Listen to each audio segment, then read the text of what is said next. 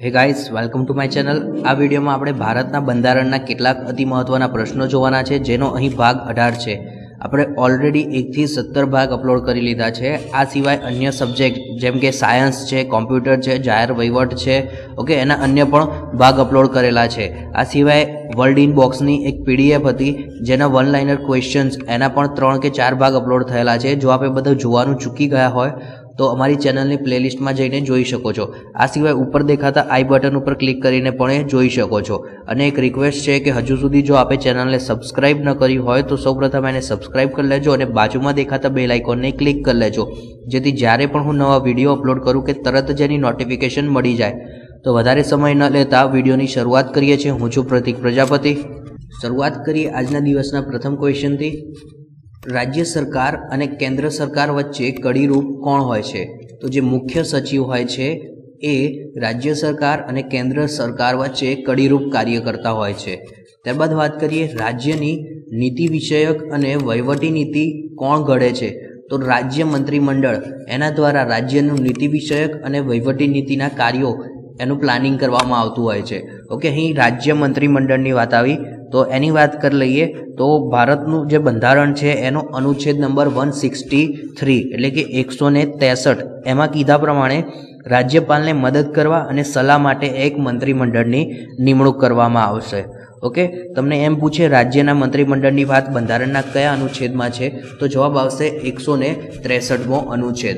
અને આ અનુચ્છેદ મુજબ કે જે રાજ્યનું મંત્રીમંડળ હોય એનો જે વડો છે એને આપણે મુખ્યમંત્રી કહીએ છીએ।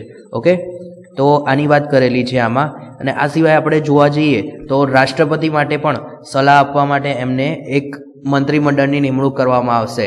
તો રાષ્ટ્રપતિ માટે જે મંત્રીમંડળની નિમણૂક કરવામાં આવે છે એ ભારતના બંધારણના અનુચ્છેદ નંબર 74માં વાત કરેલી છે। ઓકે, બંનેમાં ડિફરન્સ છે।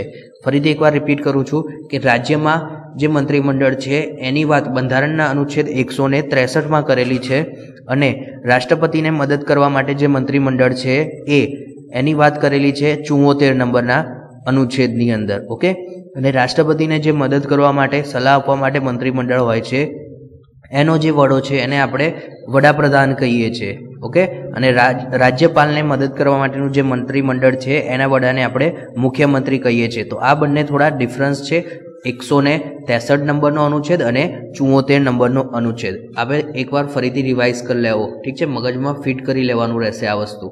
ત્યારબાદ વાત કરીએ રાજ્યના વહીવટી વડા કોણ હોય છે? તો એ આપણા મુખ્યમંત્રી હોય છે।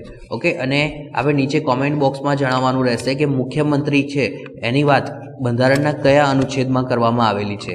ઓકે, આપણે આગળના લેક્ચરમાં પણ મુખ્યમંત્રીની થોડી એવી ડિટેલ અને માહિતી જોઈ હતી આમની, તો આપણે એનો આન્સર કોમેન્ટમાં કરવાનો રહેશે। નેક્સ્ટ ક્વેશ્ચન જોઈએ કે રાજ્ય સરકારે ઘડેલી નીતિઓનું અમલીકરણ કોણ કરે છે? તો સચિવાલય દ્વારા એ નીતિઓનું અમલીકરણ કરાવવાનું કાર્ય થતું હોય છે। ત્યારબાદ જોઈએ ઉપરાષ્ટ્રપતિ પર મહાભિયોગ દ્વારા હટાવવા માટેનો પ્રસ્તાવ સૌપ્રથમ ક્યાં રજૂ કરવામાં આવે છે? તો એ રાજ્યસભામાં રજૂ કરવામાં આવે છે। ઓકે, જ્યારે ઉપરાષ્ટ્રપતિ ઉપર મહાભિયોગનો પ્રસ્તાવ નાખવામાં આવે તો એ રાજ્યસભામાં પસાર કરવો પડે છે। આ ઉપરાંત હવે આપણે વાત કરી લઈએ ઉપરાષ્ટ્રપતિ વિશે। ઓકે, અને એની કેટલીક ઇમ્પોર્ટન્ટ અનુચ્છેદ છે ઉપરાષ્ટ્રપતિ રિલેટેડ, તો આપણે એકવાર યાદ રાખી લેવા। તો શાંતિથી ધ્યાનથી સાંભળજો, હું એ વસ્તુ રિપીટ કરું છું કે સૌપ્રથમ તો જાણીએ ઉપરાષ્ટ્રપતિ। તો આ જે ઉપરાષ્ટ્રપતિ છે એની વાત ભારતના બંધારણના અનુચ્છેદ નંબર 63માં કીધેલું છે। ઓકે, એમાં કીધેલું છે કે ભારતનો એક ઉપરાષ્ટ્રપતિ રહેશે, તો અનુચ્છેદ આવશે 63 એટલે કે 63। ત્યારબાદ આગળનો અનુચ્છેદ છે એટલે કે અનુચ્છેદ નંબર 64, એમાં ઉપરાષ્ટ્રપતિ છે એ હોદ્દાની રૂએ પોતે રાજ્યસભાના સભાપતિ તરીકે કાર્ય કરે છે। તમને અલ્ટરનેટલી ક્વેશ્ચન આવો પણ પૂછાતો હતો પહેલાં કે રાજ્યસભાના સભાપતિ કોણ હોય છે? તો ઓપ્શન ઉપરાષ્ટ્રપતિ હોય તો આપણે એ ટીક કરવાનો રહેશે, કેમ કે સાચો આન્સર એ છે। આ સિવાય કે જે એમનું પગાર છે, એમનું ભથ્થું છે, એ આજે રાજ્યસભાના સભાપતિ તરીકે એમને મળતું રહેશે, પ્રાપ્ત થતું રહેશે। ત્યારબાદ એના પછીનો નેક્સ્ટ અનુચ્છેદ છે અનુચ્છેદ નંબર 65, એમાં જણાવ્યું છે કે જ્યારે રાષ્ટ્રપતિ કોઈ પ્રસંગોપાત બહાર હોય, મતલબ એમનું પદ ખાલી હોય, તો એ દરમિયાન આપણા જે ઉપરાષ્ટ્રપતિ છે એ પોતે રાષ્ટ્રપતિ તરીકેની કાર્યવિધિ સંભાળશે। અમુક કિસ્સાઓમાં છે આ વસ્તુ।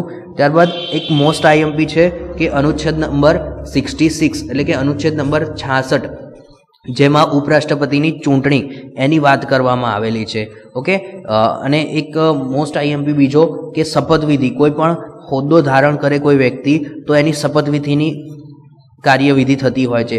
તો આપણા માટે જનરલી જે પણ તમે રાષ્ટ્રપતિ ભણતા હોય કે પછી બીજા કોઈ બી પદાધિકારી હોય તો સૌપ્રથમ તો એનો અનુચ્છેદ જાણી લેવો, કયા અનુચ્છેદ મુજબ એમની જોગવાઈ કરવામાં આવી છે, આ એમની ચૂંટણીની પ્રક્રિયા જાણી લેવી, આ સિવાય એમનો કાર્યકાળ જાણી લેવો અને લાસ્ટમાં એમની શપથવિધિ ઓકે એ કયા અનુચ્છેદ મુજબ હોય છે એ જાણી લેવી, કેમ કે એક્ઝામમાં આ ટાઈપના જ ક્વેશ્ચન પૂછાતા હોય છે. ઓકે, તો આપણે વાત કરતા હતા ઉપરાષ્ટ્રપતિ, તો એમની જે શપથવિધિ છે એ બંધારણના 69 એટલે કે 69 અનુચ્છેદમાં જણાવવામાં આવેલું છે. અને વિદ્યાર્થી મિત્રો, તમે લાસ્ટમાં ડીવાયએસઓની એક્ઝામ આલી હોય તો આપણને ખ્યાલ હશે કે પહેલાં શું હતું કે ડાયરેક્ટ અનુચ્છેદ પૂછાતા હતા કે રાષ્ટ્રપતિને કયો અનુચ્છેદ છે. હવે ડાયરેક્ટ અનુચ્છેદ પૂછાતા નથી. તમે જો બંધારણને સમજ્યા હશો તો એને અટેમ્પ્ટ કરી શકો છો, બરાબર, કે આ વસ્તુ ગોખવાની રહી નથી, હવે આને સમજવી પડશે. તો આપણે એ જ રીતે આખી સિરીઝ આગળ ચલાવીએ છીએ કે પ્રશ્ન હોય છે તો ડાયરેક્ટ જવાબ નથી બોલતા, પરંતુ જો જરૂર જણાય તો એમાં ડિસ્ક્રિપ્શન પણ આપીએ છીએ. ઓકે, અને એક રિક્વેસ્ટ છે કે હજુ સુધી જો ચેનલને સબસ્ક્રાઇબ ન કરી હોય તો સૌપ્રથમ એને સબસ્ક્રાઇબ કરી લેજો, ઠીક છે, અને અન્ય મિત્રોને લાભ મળે એ માટે આ જે વિડીયો છે એને વધુમાં વધુ શેર કરી શકો છો આપના જે સોશિયલ મીડિયા છે, વોટ્સએપ, ટેલિગ્રામ અને અન્ય કોઈ એપ્લિકેશનમાં. ઓકે, આ સિવાય આપણે એક વાત કરી લઈએ અનુચ્છેદ નંબર 71ની, તો એમાં જણાવ્યા મુજબ કે રાષ્ટ્રપતિ અને ઉપરાષ્ટ્રપતિનો જે ચૂંટણીનો વિવાદ છે એનો જે નિવારણ લાવવાની સત્તા છે એ સર્વોચ્ચ અદાલત પાસે રહેલી છે, અને આ જે સર્વોચ્ચ અદાલતનો નિર્ણય હશે એ આખરી નિર્ણય ગણવામાં આવશે. ઓકે, અને આ વાત એ અનુચ્છેદ નંબર 71માં કીધેલી છે. ત્યારબાદ નેક્સ્ટ આગળ વાત કરીએ કે controller and auditor general of India એનું ઓડિટ કરતા નથી. તો નગરપાલિકાની જે સંસ્થાઓ હોય એનું ઓડિટ કરતા નથી. અહીંયા આપણે CAG controller and editor general of India એની થોડી વાત કરી લઈએ.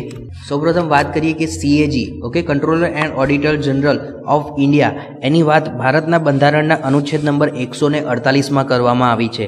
ઓકે, આ સિવાય જે CAG છે એને ગુજરાતીમાં શું કહેવાય તો એને ભારતના નિયંત્રક મહાલેખા પરીક્ષક. ઓકે, ખૂબ જ ઓકવર્ડ નામ છે, ફરીથી રિપીટ કરું છું, ભારતના નિયંત્રક મહાલેખા પરીક્ષક, આવું એને ગુજરાતીમાં કહેવામાં આવે છે. ઠીક છે, કેટલીક વાર એક્ઝામમાં કન્ફ્યુઝન થાય એ માટે ઇંગ્લિશ એટલે કે CAG ના આપ્યું હોય એની જગ્યાએ આ ટાઈપનું પૂછ્યું હોય કે ભારતના નિયંત્રક મહાલેખા પરીક્ષક એની જોગવાઈ કયા અનુચ્છેદમાં છે, તો જવાબ આવશે 148. ત્યારબાદ આગળ વાત કરીએ CAGની, તો ભારતના જે રાષ્ટ્રપતિ છે એ પોતાનું સહી સિક્કાવાળું જે આદેશપત્ર હોય છે એનાથી CAGની નિમણૂક કરશે, અને CAG છે એમને જે રીતે સર્વોચ્ચ અદાલતના ન્યાયાધીશને હોદ્દા ઉપરથી દૂર કરવામાં આવે છે, જે કારણોથી દૂર કરવામાં આવે છે, સેમ એ જ કારણો અને એ પ્રોસેસથી જ આપણા જે CAG છે એમને પણ આપણે હોદ્દા પરથી દૂર કરવામાં આવે છે.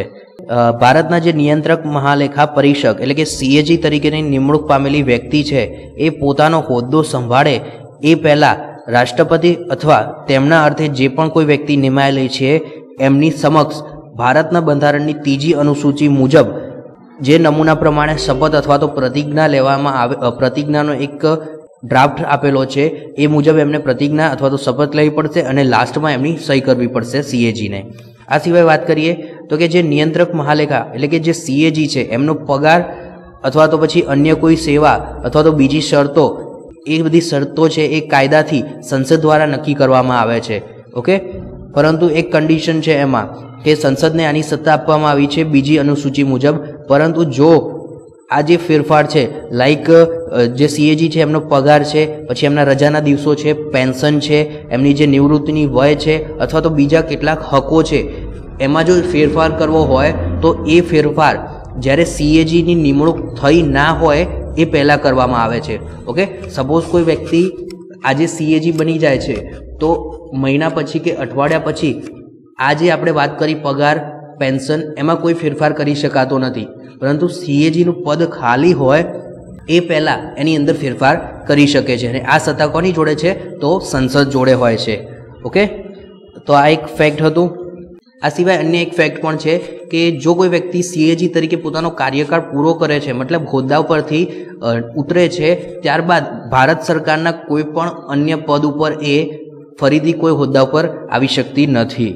ઓકે, આ ઉપરાંત જે સીએજી છે એમની કચેરીનું વહીવટી ખર્ચ, ઇવન એમની જે કચેરીમાં નોકરી કરતા સભ્યો છે એમનો પગાર, પેન્શન અથવા તો બીજા અન્ય ભથ્થાઓ હોય એ છે એ ભારતનું જે એકત્રિત ફંડ હોય એમાંથી કરવામાં આવે છે. આ મોસ્ટ ઇમ્પોર્ટન્ટ છે કે ભાઈ સીએજીનો પગાર અથવા તો એમના જે કર્મચારીઓ છે એમનો પગાર એ ભારતના કયા ખાતામાંથી આપવામાં આવે છે, કયા ફંડમાંથી આપવામાં આવે છે.